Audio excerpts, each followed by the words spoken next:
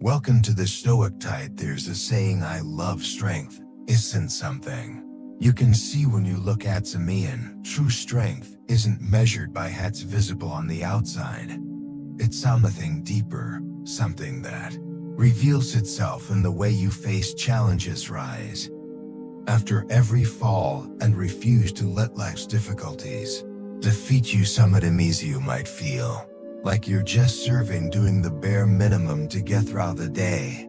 But what you don't realize is that even in those moments you're showing incredible strength. This kind of strength doesn't come from lifting weights or wearing a brave face. It comes from persistence, resilience, and the quiet determination to keep moving forward.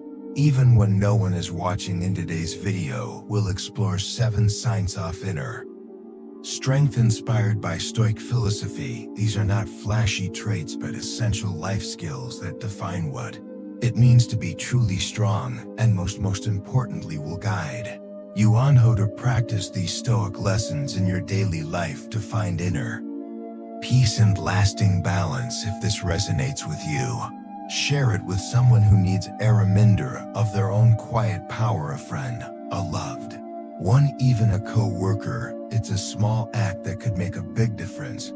So are you ready to recognize and embrace the strength within you? Let's begin. 1. Emotional control. Emotional control. Imagine this: you've spent weeks preparing for an important project. Everything seems to be on track, and then suddenly something goes wrong, or perhaps out of nowhere someone you trust criticizes you unfairly. What would you do? Most people let emotions take over. They might react with anger, frustration, or even despair. It's natural, isn't it? But reacting in the heat of the moment often leads to regret. Let me tell you a story about my boss. He is not just a leader, but a master of emotional control. Watched him handle moments of intense pressure with a calm that is most unshakable. When a project of ours faced an unexpected setback, everyone else panicked. Some blamed circumstances, others blamed each other, but he remained compassed. He asked questions, sought solutions, and guided the team with clarity and focus. It wasn't that he didn't feel the stress, he simply chose not to let it control him. This kind of control is not about suppressing emotions, but mastering them. As Marcus Aurelius, a Stoic philosopher, said, you have power over your mind, not outside events. Realize this, and you will find strength. Emotional control is the ability to focus on what you can change while letting go of what you can't. It's the calm within the storm, the strength that turns chaos into clarity. Think about it. How often have you spoken words in anger that you wished you could take back? How many decisions made in frustration ended up making things worse? Emotions are powerful, and when unchecked they can lead us astray. The Stoics understood this deeply. Seneca wrote, no man is free who is not master of himself. Though live freely, you must guide your emotions with reason, not be ruled by them. The path to emotional control begins with small intentional steps. When frustration or anger rises, pause, take a deep breath, and give yourself space to think. This moment of pause is powerful. It allows you to respond thoughtfully instead of reacting impulsively. Next, ask yourself a question: is this within my control? The Stoics believed in focusing intently on what you can influence. If the answer is no, let it go. If yes, redirect your energy towards solving the problem, not fueling the emotion. Reflection is another key. At the end of the day, take a moment to think about situations where your emotions got the better of you. What triggered them? How could you handle them differently next time? This practice, though simple, builds awareness and resilience over time. Perspective is critically important. When faced with a challenge, ask yourself, will this matter a year from now? Often what feels overwhelming in the moment becomes trivial in hindsight.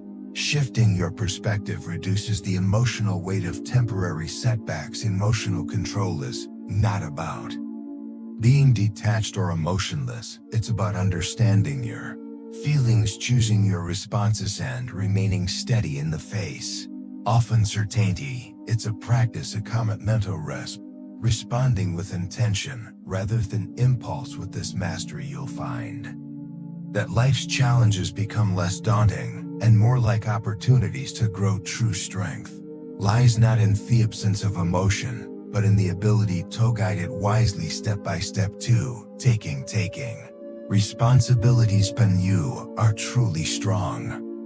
When you take responsibility for your actions. Imagine this scenario: you've promised a colleague that you'll finish part of airport by the weekend.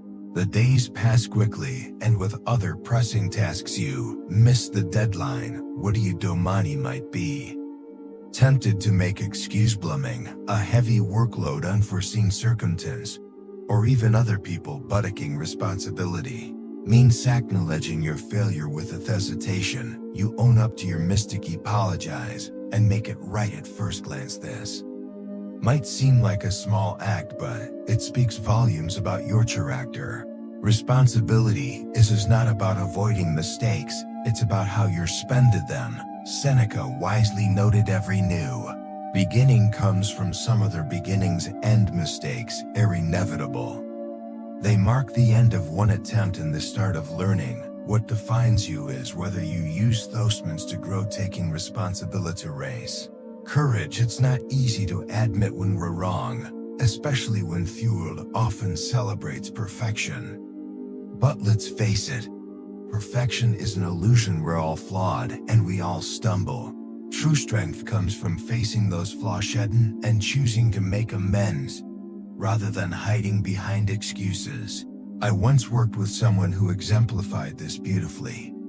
She was leading a major project, and an oversight on her part delayed a key milestone. Instead of blaming her team or circumstances, she addressed the issue with transparency, gathered the team, admitted her error, and presented a clear plan to resolve it.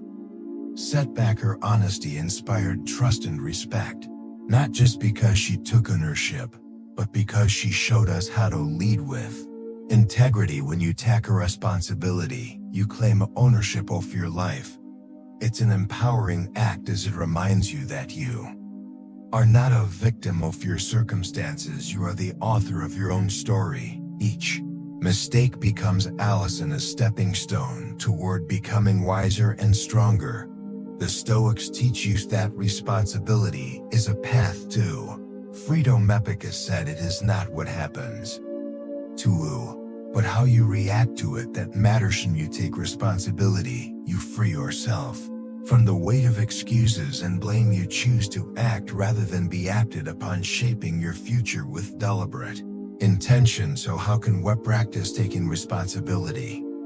In everyday life, start small. If you forget return a friend's call, don't make excuses, apologize sincerely, and set things right. When faced with criticism or the urge to defend yourself, immediately reflect on whether there is truth in the feedback, and if there is, act on it. Remember, responsibility also means acknowledging your successes. It's not just about owning mistakes, it's about celebrating the times when your actions made a positive difference. This balance keeps you grounded, allowing you to grow without being weighed down by self-doubt or inflated by pride. Life will present countless moments where you must choose between blame and accountability. The easy path is often to shift the burden elsewhere, but the stronger path, the Stoic path, is to accept the truth, however uncomfortable, and use it as a catalyst for growth. Taking responsibility doesn't just make you a better colleague, friend, or partner. It makes you a better version of yourself. It builds resilience, fosters trust, and helps you create a life of integrity and purpose in a world that often avoids accountability. Those who embrace it shine as examples of what true strength looks like. Word by word, action by action, responsibility is the foundation on which greatness is built, and it is through this foundation that you stand tall, no matter what life throws your way. 3. Facing fear. Facing fear is a universal emotion. It whispers doubts, paints worst-case scenarios, and tells you to step back, yet the strongest among us don't Run from fear they face sight hidden. They see fear not as an enemy but as a teacher, a stepping stone toward growth and transformation. Consider this the hour. Offered an opportunity to speak in front of a crowd. Fear tells you that if you embarrass yourself, you hesitate, but then you take a deep breath and accept in that moment you've chosen growth over comfort. You've decided that the possibility of failure is worth that chance to learn and to stretch beyond your current limits. Marcus Aurelius, a Stoic emperor, once said, if you are distressed by anything external, the pain is not due to the thing itself, but to your estimate of it, and this you haveth power to revoke at any moment. Fear often stems from how we perceive challenges, not the challenges themselves. No. Think about this. You have an exam, an interview, or a difficult conversation ahead. Fear will try to stop you by lighting. What could go wrong? A strong person, however, recognizes this voice and chooses to act despite it. They understand that courage is not the absence of fear, but the decision to move forward regardless of it. Let's look at smaller everyday moments. Imagine hesitating to express your opinion in a meeting for fear of judgment. You pauseth and speak up, or consider the hesitation to try a new hobby because you fear you won't excel. You try anyway. These are victories, however small, where fear is faced and strength is built. The Stoics believed in preparing for challenges before they arrived. Seneca advised we suffer more often in imagination than in reality. Anticipate difficulties, but don't let them paralyze you. Instead, see them as opportunities to practice. Aristotle's practical strategies can help you face fears more effectively. Start with deep breathing. When fear grips you, steady your breath to calm your racing thoughts. Break tasks into smaller steps to make daunting challenges more manageable. Remind yourself that discomfort is temporary, but growth is permanent. Facing fear isn't about being fearless, it's about action. Each time you face what scares you, you become a little braver. You start to realize that fear is often an illusion, a barrier that dissolves when confronted. Life will always present challenges, but fear doesn't have to hold you back. See it for what it is, a signpost pointing toward growth. As Epictetus said, difficulties are things that show a person what they are. Embrace them, take that next step, however small it may seem, because on the other side of fear lies transformation, a stronger, wiser, and more resilient you. In every fearful moment, there's an invitation to rise. The choice is yours. Embracing solitude. For embracing solitude, there's a unique weapon of strength in being comfortable with solitude, a strength that is often misunderstood in a world that constantly demands connection and thrives on distractions. Being alone is something messy as a weakness, a failure to engage, but solitude, when embraced, is a powerful ally. It forces you to confront yourself, to reflect, and ultimately to grow. Imagining a quiet evening with no notifications buzzing and no one seeking your attention. At first, the silence feels unfamiliar, maybe even uncomfortable, but slowly, the stillness becomes a mirror reflecting truths about yourself that the noise of daily life often drowns out. This is the power of solitude. It strips away external influences and helps you understand why you truly are. Epictetus once said, he who is not satisfied with the little is satisfied with nothing.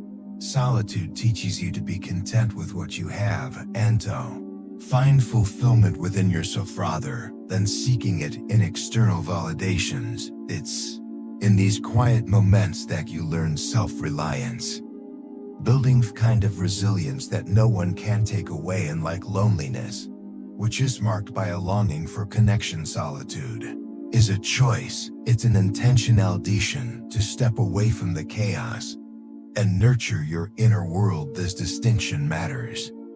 Loneliness drains, solitude replenishes. Consider the wisdom of Marcus Aurelius. Nowhere can man find a quieter or more untroubled Retreathen in his soul in solitude.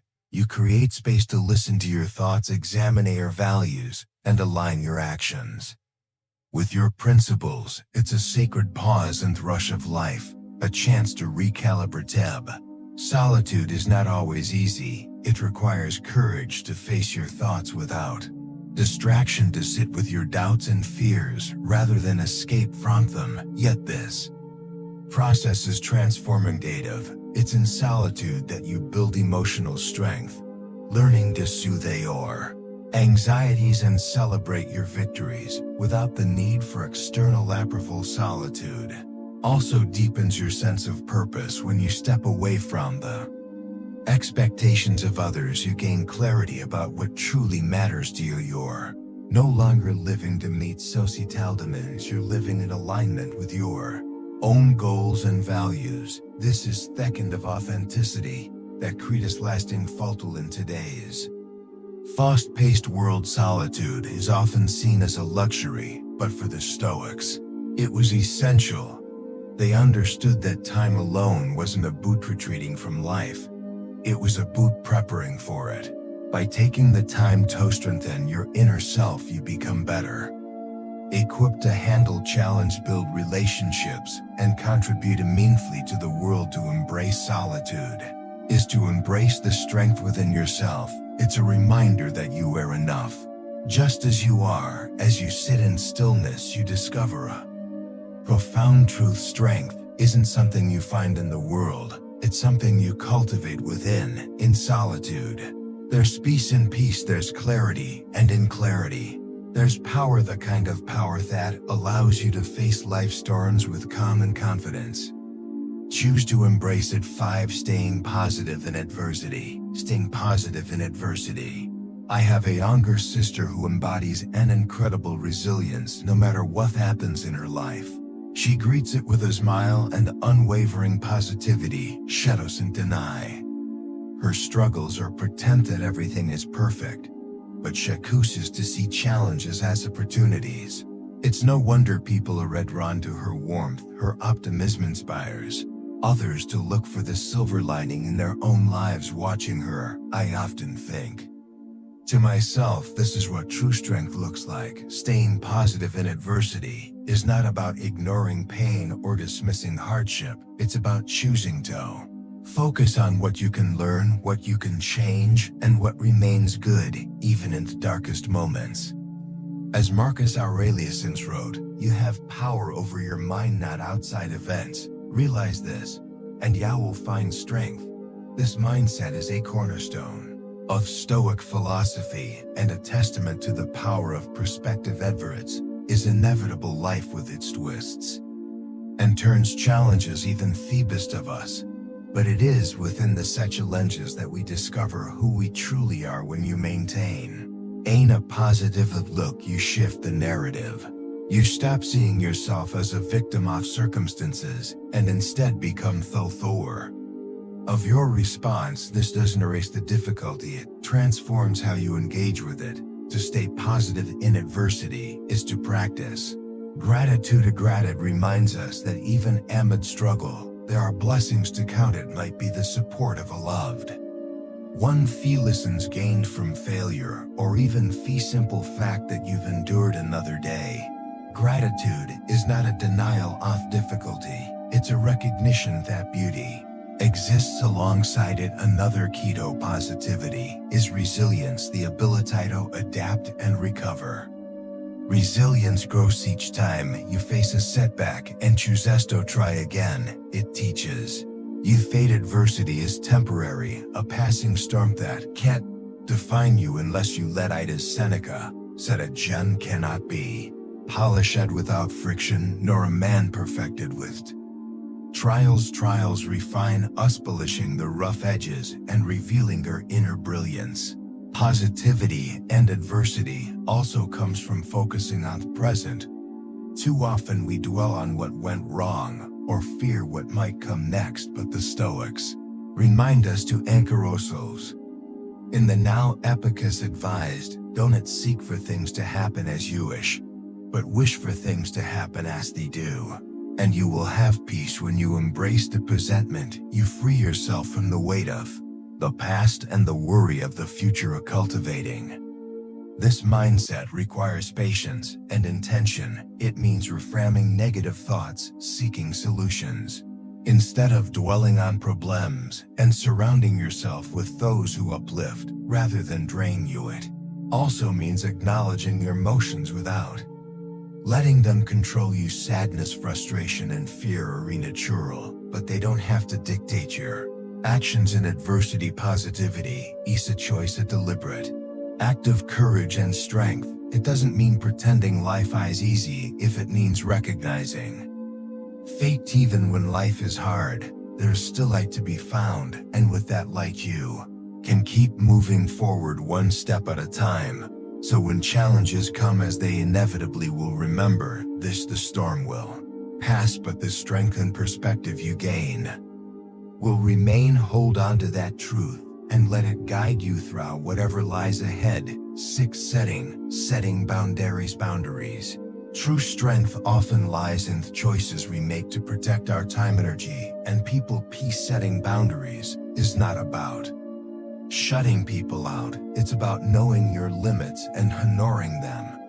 It's about saying no when you need to, and yes to the things that truly matter in a world that often means more than we can give. Boundaries are the shield that keeps us from burning out. The Stoics understood this well. Epictetus taught, know first who you were, and then adorn yourself accordingly. To know yourself is to understand what you can give and what you need to keep for your well-being. Boundaries are a reflection of that self-awareness.